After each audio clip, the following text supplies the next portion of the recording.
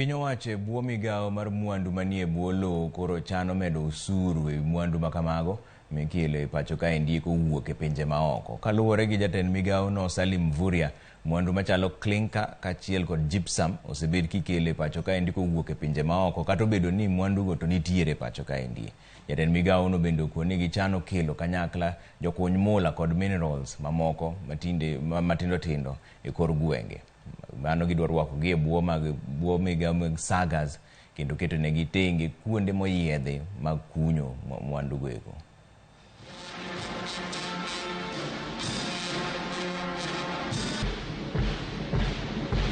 Katika mswada wa fedha tumeangalia vitengo muhimu. Kwa mfano upande wa madini, hatuoni haja ya kwamba watu waweze kulete clinker kutoka ng'ambo, wakati sisi hapa tuko na limestone, tuko na gypsum.